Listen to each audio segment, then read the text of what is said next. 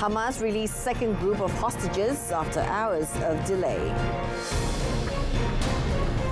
5 people wounded in Russia's largest drone assault on Ukraine.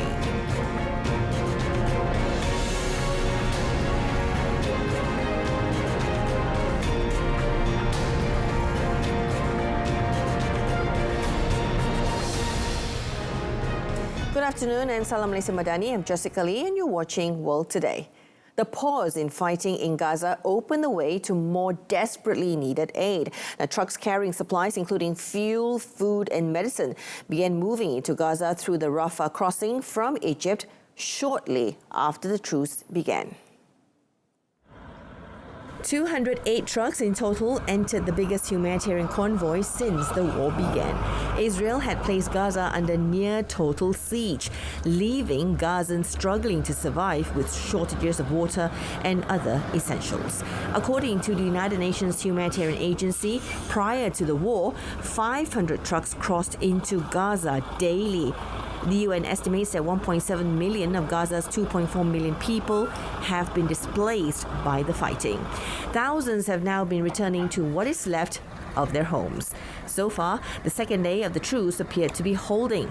Only a small plume of grey smoke rose over northern Gaza, the focus of Israel's air and ground offensive against Hamas. Israel had launched an air, artillery and naval bombardment alongside a ground offensive in an all-out attempt to destroy Hamas, killing nearly 15,000 people in Palestine, most of them civilians who are children. Meanwhile, Hamas released a second group of Israeli and foreign civilians consisting of 13 Israelis and 7 foreign citizens after an hours-long unexpected delay. Now, the armed wing of Hamas said that it was delaying the handover of a second group of hostages due to be released under a truce deal until Israel adheres to the terms of the agreement. The Azzeddin Al-Qassam Brigade said in a statement that the entry of humanitarian aid to the north of the Gaza Strip and the selection criteria for the liberation of prisoners were the issues in question. Qatari and Egyptian mediators scrambled to address the group's concerns that Israel was interfering in the selection of prisoners for release and was not allowing aid to reach civilians in northern Gaza during the 4-day truce. Now, Hamas said it had responded positively to Egyptian and Qatari mediators after they played a promise by Israel to uphold all the conditions of the accord. Now, Qatar had said that in the second exchange of the truce, 13 Israeli hostages, 8 children and 5 women would be released in return for 39 Palestinian prisoners, 33 children and 6 women. Israeli officials denied any breach of the terms of the pause. However, United Nations Humanitarian Agency said that in several reported incidents on Friday, Israeli forces opened fire and threw tear gas canisters at people heading northwards, where at least 1 person was reportedly killed and dozens injured. The Israeli Foreign Ministry called on the ambassadors of Spain and Belgium for a harsh rebuke over comments by the two countries' leaders about the Israeli military campaign in Gaza. Now, Spain's Foreign Ministry swiftly reposted by calling in the Israeli ambassador to explain her government's false and unacceptable allegations against the Spanish Prime Minister. Visiting the Rafah border crossing between Gaza and Egypt on Friday, Belgian Prime Minister Alexander De Croo said the Israeli operation needs to respect international humanitarian law and denounce the destruction in the Gaza Strip as unacceptable. Spanish Prime Minister Pedro Sanchez echoed his views, saying the indiscriminate killing of innocent civilians in the Palestinian territory was completely unacceptable. Now, both leaders called for a permanent ceasefire in the war-battered territory. In a separate statement, Prime Minister Benjamin Netanyahu said he strongly condemned the comments by the European leaders. Now, the statement released by his office blamed them for not placing total responsibility on Hamas. Ukraine's capital suffered what officials said was Russia's largest drone assault on Saturday, leaving 5 people wounded as the rumbling of air defences and explosions woke residents at sunrise. Now, the attack began hitting different districts of Kyiv in the early hours of Saturday, with more waves coming as the sun came up, and the air raid warning lasted 6 hours. Air Force Chief Mykola Oleshchuk said 74 of the 75 drones launched at Ukraine had been downed. Mayor Vitaly Klitschko, when informing on the matter, said the attack had injured 5 people, including an 11-year-old girl. Now, buildings and infrastructures were also damaged in districts all across the city. He also said fragments from a downed drone had started a fire in a children's nursery. The target of Saturday's attack was not immediately clear, but Ukraine has warned in recent weeks that Russia will once again wage an aerial campaign to destroy Ukraine's energy system, as it sought to do last winter. Ukraine's energy ministry said nearly 200 buildings in the capital, including 77 residential ones, had been left without power as a result of the attack. Now, Indian rescuers began digging a vertical shaft on Saturday to free 41 workers trapped inside a collapsed road tunnel for 2 weeks after efforts through another route hit snags just meters from freeing the men. In the latest setback in attempts to rescue the increasingly desperate workers, engineers driving a metal pipe horizontally through 57 meters of rock and concrete ran into metal rods and construction vehicles buried in the earth. A giant earth boring machine snapped just 9 meters from breaking through. Now, thick metal girders in the rubble are blocking the route, and using cutting tools to clear them is tricky from inside the confined pipe, only wide enough for a man to crawl through. Ambulances are on standby, and a field hospital has been prepared to receive the men who have been trapped since a portion of the under construction Silkiria tunnel in the northern state of Uttarakhand caved in on the 12th of November. Uttarakhand Chief Minister Pushkar Singh Dhami confirmed that vertical drilling had begun to dig 89 meters downwards, a risky route above the men in an area that has already suffered a collapse. At the same time, a special superheated plasma cutter was being brought to the remote mountain location to remove the broken drill and metal blocking the horizontal route. Now, digging will then continue by hand.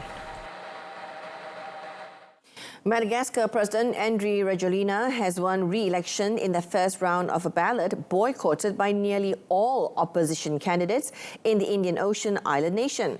Now, according to the country's election commission, Rajoelina won 58.95% of the votes cast in the presidential election. However, it needs to be validated by the Constitutional Court first.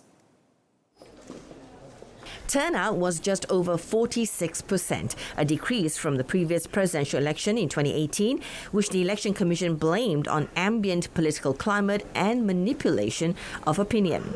Rajoelina first came to power in 2009 following a mutiny that ousted former President Mark Ravalomanana. He then skipped the following elections only to make a winning comeback in 2018. The 11 million voters had to choose between Rajoelina and 12 other candidates. Now, 10 of the incumbent's rivals refused to campaign and urged voters to shun the ballot, branding it a farce.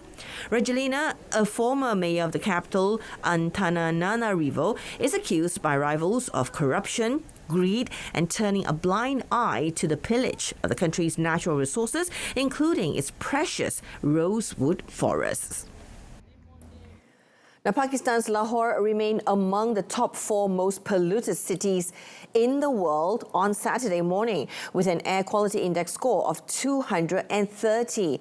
India's Delhi, with AQI score of 303, was top of the list, with Dhaka, the capital of Bangladesh, ranking as the second worst in the world with a score of 251. Kolkata was third with a score of 238. Schools were closed on Saturday because the Punjab government has announced that educational institutions and government offices will be closed in Lahore on Saturday and Sunday, while markets will open after 3 p.m. on Saturdays. The state government has attributed the pollution to rubble being burnt in neighbouring India and said cloud seeding plans to introduce rain that could disperse smog and haze were being worked on. An air quality index between 101 and 200 is considered unhealthy, particularly for sensitive groups, while an air quality index between 201 and 300 is said to be very unhealthy. The Indian capital, New Delhi, is considering to conduct cloud seeding for the first time to tackle its worsening smog problem. The process, which has been used in several countries, most notably China, speeds up the condensation of cloud moisture to create rain that will wash away harmful particulate matter in the atmosphere. Now, 1 month has gone by since Hurricane Altis devastated the Mexican beach resort of Acapulco, with residents demanding more help from authorities to rebuild their lives, as efforts have fallen short to recover before the city's most important season. Hurricane Otis, the strongest to ever hit Mexico's Pacific coast, hammered Acapulco in the early hours of 25th of October, causing billions of dollars in damage and sparking widespread looting. Official data shows Otis left 50 dead and 30 people are still missing. Meanwhile, unconfirmed media reports have suggested that over 300 people may have died due to Otis's havoc in the tourist city. Now, international flights to Acapulco are set to resume next year, and some business leaders fear that the city will not recover until 2025. President Andres Manuel Lopez Obrador has launched a $3.4 billion recovery plan and pledged to get Acapulco back on its feet quickly. Mexican business groups put the economic damage to the city at an estimated $16 billion.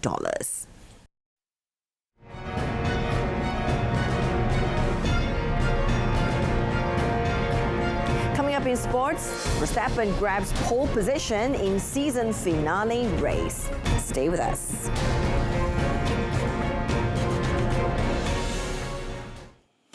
Kicking off our sports segment today, Al Hilal achieved a resounding victory over Al Hazim with a staggering scoreline of 9-0 on Saturday in the 14th round of the Saudi Professional Football League. Now, Al Hilal is now 4 points clear at the top of the Saudi Pro League with 38 points. Al Hilal were already on their way to a comfortable victory by halftime thanks to goals from Alexander Mitrovic, Mohamed Kano and Mohamed Al-Khatani. They only got more dominant after the break, with former Barcelona forward Malcolm bagging a hat-trick in the rout. The match marks a historic milestone in the Saudi Professional League as the score stands as the highest in the history of the league. Brazilian striker Malcolm stole the spotlight with a remarkable hat-trick, contributing to Al Hilal's historic win. Now, Al Hilal now have a 4-point lead over Al Nassr, with the two sides facing each other next Friday. In another match, Al Shabab held Al Ahli to a goalless draw. Al Ahli managed 17 shot attempts to just 6 for Al Shabab, but could not find the back of the net before the 90 minutes were up. The draw leaves Al Ahli in third place in the standings on 27 points, just 2 ahead of Al Ittihad in fourth. In English Premier League, Trent Alexander-Arnold's second-half equaliser denies Pep Guardiola's Manchester City from bagging 3 precious points to remain at the top of the table, as Arsenal took over the leader spot after a 1-0 win over Brentford. Let's take a look at some of the results in matchday 13. Erling Haaland scored the opening goal of the evening in the 27th minute through unforced error by Liverpool's goalkeeper Alisson Becker. Haaland is now the fastest player to score 50 goals in Premier League history. Now, victory was almost in favour of the hosts. However, powerful shot by Alexander-Arnold late into the game denied the citizens from bagging 3 points. Now, City is on second place with 29 points as Liverpool trailed closely behind with 1 point difference. Meanwhile, Arsenal moved to the top of the table after a nervy 1-0 win against Brentford. The Gunners earlier had a goal by Leandro Trossard ruled out for offside. The game appeared to be drifting towards a draw. However, Kai Havertz, who came on as a substitute, eventually broke the deadlock with a decisive header in the 89th minute to close out the game. Newcastle United striker Alexander Isak netted on his return from injury, while 2 quick-fire second-half goals and a late Anthony Gordon strike gave the Magpies a 4-1 Premier League win over 10-men Chelsea. Chelsea's boss, Mauricio Pochettino, slammed his side after a result that leaves them 10th on 16 points, saying it was their worst game of the season. Let's take a look at tennis. Italy returned to the Davis Cup final after a gap of 25 years as Jannik Sinner beat Novak Djokovic in both singles and doubles to secure a 2-1 victory over Serbia on Saturday that earned the 1976 champions a title clash with Australia. Sinner and doubles partner Lorenzo Sonego beat the Serbian duo of Djokovic and Miomir Kecmanovic 6-3, 6-4 to secure a famous victory that sent the former champions packing and sparked wild celebrations at the heaving Martin Carpena Arena in Spain. Up next for Filippo Volandri's side, who will be playing an 8th final and seeking a second trophy, are 28 times champions Australia after Leighton Hewitt's team eased past giant killers Finland on Friday. Now, Sinner earlier saved 3 match points to stun Djokovic 6-2, 2-6, 7-5 in an extraordinary singles match to help Italy draw level with Serbia at 1-1 after Kecmanovic had put the 2010 champions ahead by beating Lorenzo Musetti 6-7, 6-2, 6-1. Sinner was facing Djokovic for the 3rd time in 11 days, and the world number 4, who beat the top-ranked Serbian early in the ATP finals before losing to him in the title clash, made a quick start to ease through the opening set with 2 breaks. The defeat was a bitter pill for Djokovic, the winner of 3 of the 4 Grand Slams in a stellar season, as the 36-year-old lost his first Davis Cup singles match since the semi-final in 2011 when he retired against Argentina's Juan Martín del Potro. Let's take a look at F1. Red Bull's Max Verstappen took the final pole position of the season on Saturday, with Ferrari's Charles Leclerc joining the triple world champion on the front row at Abu Dhabi's Yas Marina circuit. Oscar Piastri qualified 3rd for McLaren, although the Australian rookie faced a steward's hearing for allegedly impeding Alpine's Pierre Gasly, with Mercedes' George Russell 4th. McLaren's Lando Norris dropped from a provisional 2nd after the first flying laps to an eventual 5th when he clipped a curb on his final effort. Now, Red Bull have won 20 of the 21 races so far, another F1 record, and Verstappen has won in Abu Dhabi for the past 3 years, with both titles have already been clinched. Now, Russell had been fastest in 2 of the practice sessions and Leclerc in the other, raising hopes elsewhere that Verstappen might not have it all his own way. And there is even some doubts within Red Bull. Now, the pole was Verstappen's 12th of the season and 32nd of his career, putting him level with 1992 world champion Nigel Mansell in the all-time list. In Moto GP, Pramac Racing's Jorge Martin won the sprint at the season-ending Valencia Grand Prix on Saturday to cut Francesco Bagnaia's World Championship lead and set up an epic showdown in Sunday's finale. Martin, who started 6th on the grid, put in a battling display for his 9th sprint win of the season as Ducati's Bagnaia crossed the line in 5th place at the circuit Ricardo Tormo. Like he has done on several occasions this season, Martin shot off the line and moved up from 6th to 3rd in a matter of seconds, before riding on the coattails of Brad Binder to surge past Bagnaia towards the end of the first lap. Now, Martin made his play for the win in the 8th lap, picking off pole sitter Maverick Vinales with a burst of speed on the straight and then taking advantage of a mistake from Binder as he squeezed into the lead when the South African ran wide. Now, KTM's Binder finished second ahead of Honda 6-times Moto GP champion Marc Marquez. Aprilia's Vinales ended in 4th. Bagnaia, stranded in 5th place after the first lap, was unable to make up ground on the leading 4 but did well to hold off challenges from Yamaha's Fabio Quartararo and Gresini's Racing's Fabio Di Gianantonio. The Italian, who has 6 race victories this season, is now on 442 points, while Martin has 428. Meanwhile, Aprilia's Maverick Vinales smashed a lap record to take pole position for the season-ending Valencia Grand Prix, while championship leader Francesco Bagnaia will start second on the grid, 4 places ahead of closest contender Jorge Martin.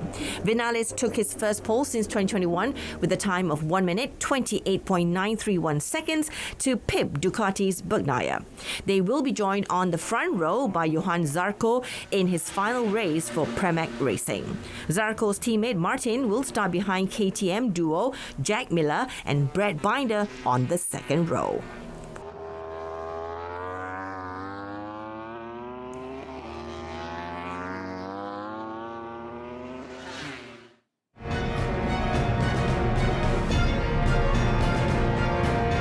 Mummifying, mesmerizing and innovative stories await in our Offbeat segment.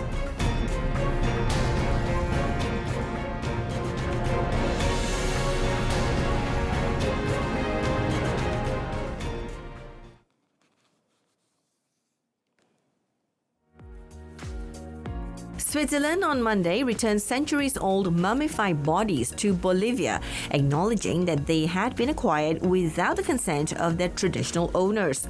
The 3 mummies were officially restituted to Bolivian Minister of Culture and Decolonization, Sabina Orellana Cruz, during a ceremony at the Geneva Ethnographic Museum, or the MEG. In a crouched position, the 3 mummified bodies, 2 adults and a child, and their shrouds made of braided vegetal fiber had been delicately placed inside wooden crates stamped with a diplomatic seal. Now, the mummies were not on display during Monday's ceremony for ethical reasons.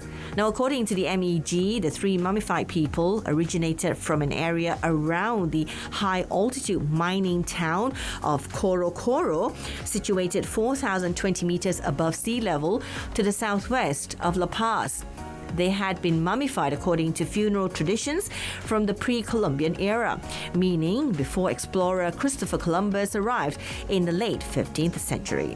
The Bolivian minister said they were of Pacajes de Origen Aymara origin, referring to a culture established in the region between 1100 and 1400. Astra Lumina invites guests to walk through celestial stars at the Queen's Botanical Garden in New York City. The art installation, brought to life by multimedia entertainment studio Moment Factory in partnership with Fever, combines lighting, projections, and sounds to create an immersive experience. The exhibition envisions stars descending to Earth, undergoing a regeneration, and ultimately returning to the skies. The trail is adorned with lasers and tiny starlight lights, casting a celestial glow that guides visitors through the garden, with sound effects emanating from concealed speakers. Christian Leher, Moment Factory and Astra Lumina producer, describes the experience as a dramatic odyssey that transports visitors to feel as though they have stepped into a different place and world altogether.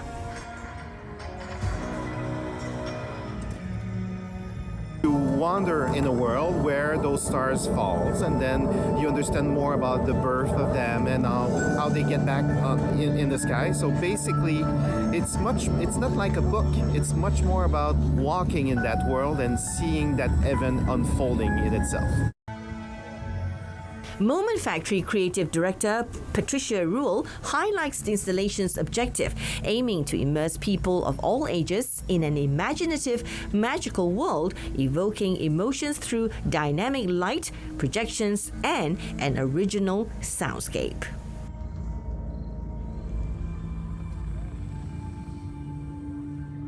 Through light, video, and music, you will meet the star that will come here in Queen's Botanical Garden, live their different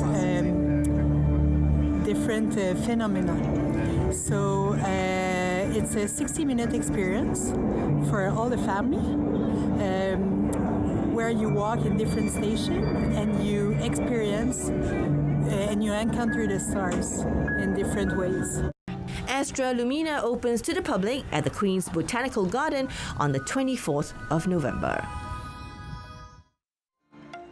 A company in Sichuan is recycling the leftover spicy, oily broth of hot pot and giving it a second life as jet fuel. With around 150,000 tons of used hot pot oil thrown out by restaurants in the city each year, local business Sichuan Jinshang Environmental Protection has found a niche processing the greasy waste and exporting it. Yi Bin, the company's general manager, said his company was now producing up to 150,000 tons of industrial-grade oil annually from a combination of hot pot restaurants and other eateries across Chengdu, including KFC outlets. The process begins right after customers leave, with waiters emptying their hot pot broth into a special filter that separates oil from water. Now, donning thick aprons and elbow-length rubber gloves, collectors then arrive to pick up jerry cans of the scarlet grease. It is then ferried to a business park on the city's outskirts. The oil is piped into massive vats and undergo a refining process that removes remaining water and impurities, resulting in a clear, yellow-tinged industrial-grade oil. Now, that is exported to clients based mainly in Europe, United States, and Singapore, who further process it to make what industry insiders call sustainable aviation fuel, or SAF. Now, SAFs are critical to decarbonizing the aviation sector, which was responsible for 2% of global energy-related carbon dioxide emissions in 2022. However, they are still not widely used, making up less than 0.1% of all aviation fuels consumed because of processing costs and the relatively small number of suppliers. Now, Jinshang has plans to expand into its own SAF producing facility soon, using equipment from US firm Honeywell to produce 300,000 tons annually. And that's it for us today. Our headline this afternoon: Hamas released second group of hostages after hours of delay as Israel violates truce deal. Do join us again tonight at 8:30 p.m. for more news on TV1 and Salaram Berita RTM. I'm Jessica Lee. From the river to the sea, Palestine will be free. Goodbye for now.